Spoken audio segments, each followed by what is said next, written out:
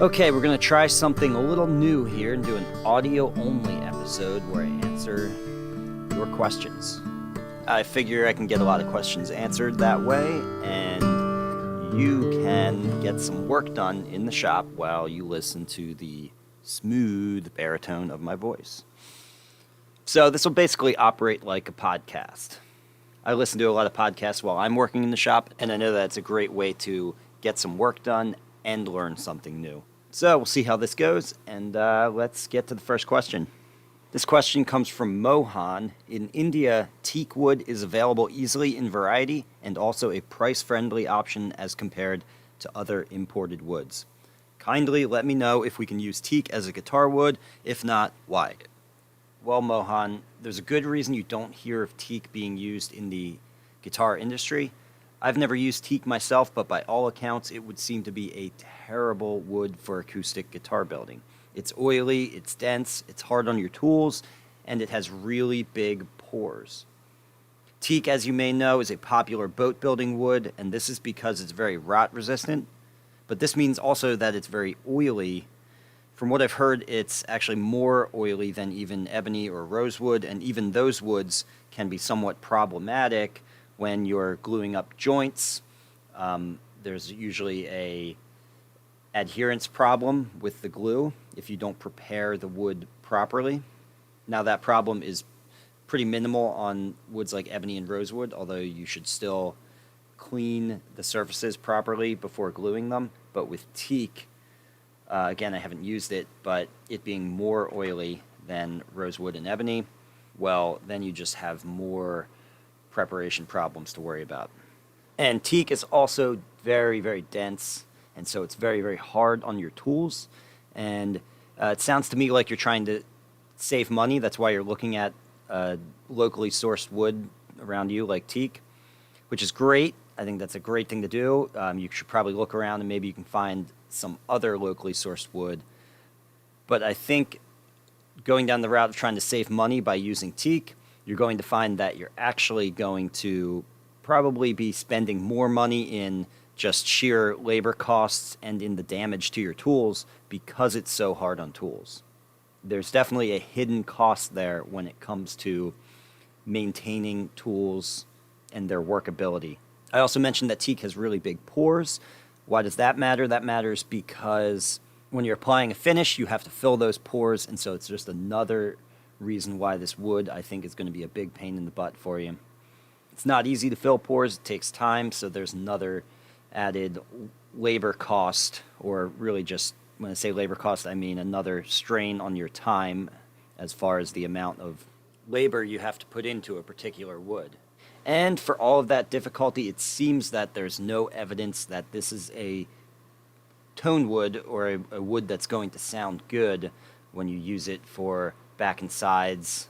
Certainly, I wouldn't use it for a soundboard. Before answering this question, I Googled around a little bit and checked some forums just to see if anyone had any anecdotal evidence of this being used as a wood and if it as a tone wood and if it sounded good. And really, all that came up was just complaints about the workability and the oiliness and those other things I mentioned. So again, there's no anecdotal evidence that after all of that trouble, it's even going to sound good. Not to mention it being as dense as it is, it probably has the tonal qualities of something like ebony, which is not a true tone wood.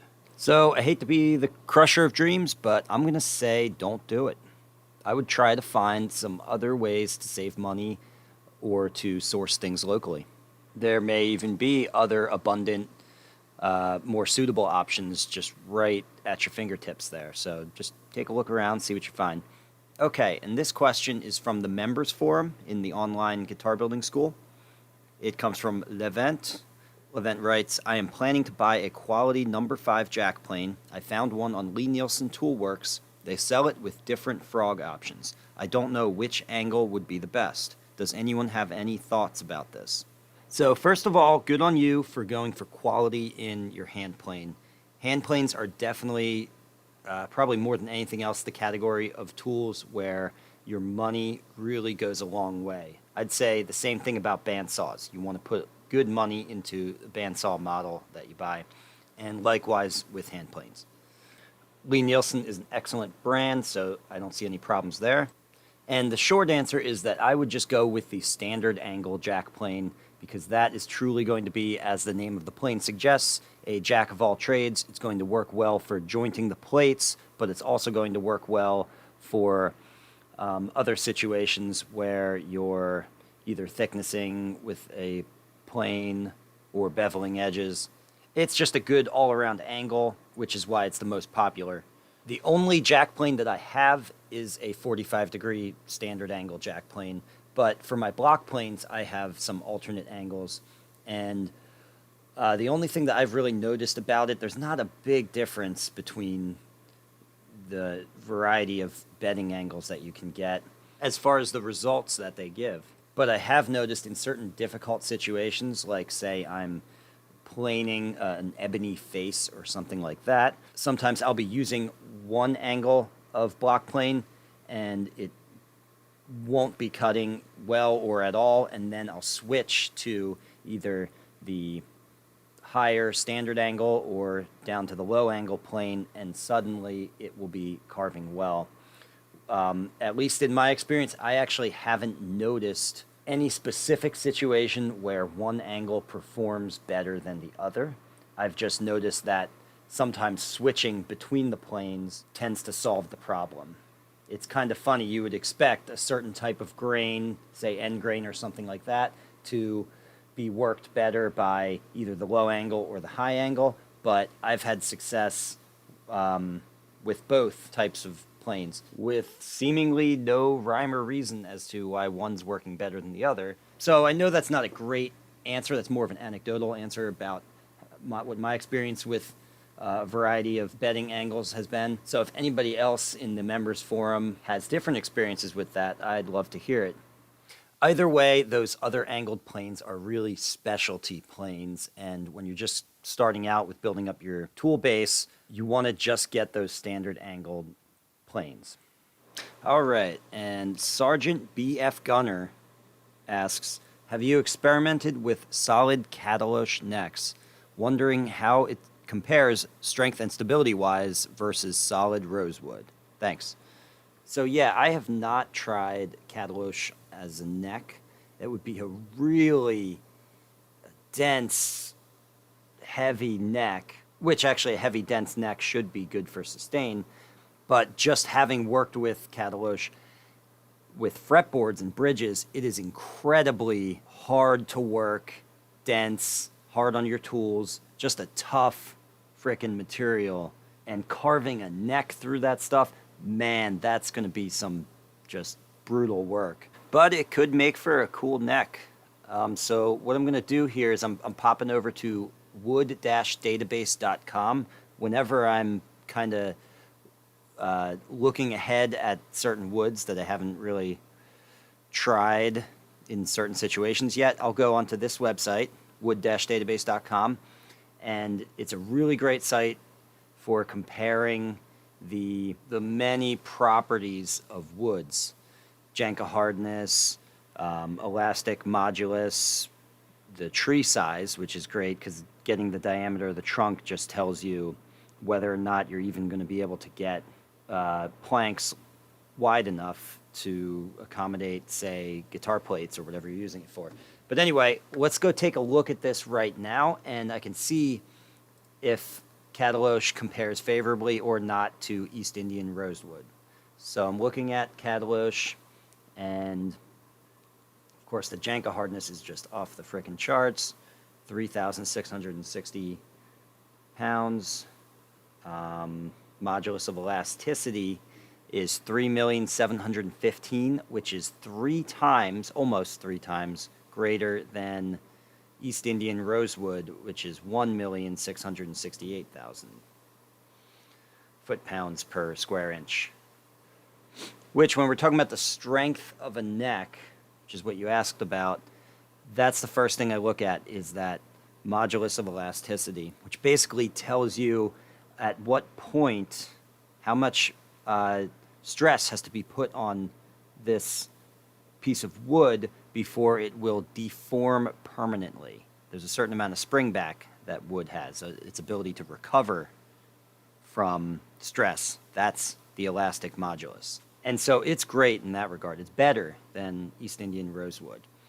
And next thing I look at for, you also asked about stability, which is very important in guitar necks, of course. Its TR ratio for Katalox is 1.9 compared to East Indian rosewood's 2.2. So they're both very similar. TR ratio, by the way, is the tangential / radial ratio, meaning what's the difference between the shrinkage on the tangential face and the radial face. And that tells you how much the material is going to warp and twist, as opposed to pure volumetric shrinkage, which just tells you how much that piece of wood is going to shrink in total. It's actually less important of a thing to know is that volumetric shrinkage. The TR ratio tells you how much it's going to shrink disproportionately on its separate faces, which is what leads to all that warping. So I'd say it compares favorably in that regard too, or at least it's about the same. So yeah, I mean, as far as I can tell from, here sitting in front of my laptop, not having actually put together a Katalox neck, but having worked with it with fretboards and bridges, yeah, it might be worth trying out. If you do try it, I'd love to hear about it, man. But do keep in mind, if you pull up Honduran mahogany on wooddatabase.com, you'll notice that it does not compare favorably as far as stability to Honduran mahogany, which of course is the gold standard of neck woods. It really has an incredible stiffness to weight ratio that can't be beat. But you were asking how it compared to rosewood, which of course, working with a wood like rosewood, you just realize that you're dealing with those less than optimal stability issues. Okay, so that's it for now. If you'd like to ask a question in a future episode, your best chances of getting it in the episode is to ask in the members forum of the Online Guitar Building School. Of course, you have to be a member of the Online Guitar Building School to do that. Otherwise, you can leave a question in the YouTube comments. If you learned something here, please give this video a like and subscribe so you can be notified when I release a new DIY guitar making video every Friday. And if you want to really learn more, take one of my structured online courses at ericschaferguitars.com or register for a hands-on guitar building workshop here with me in Burnville, Pennsylvania.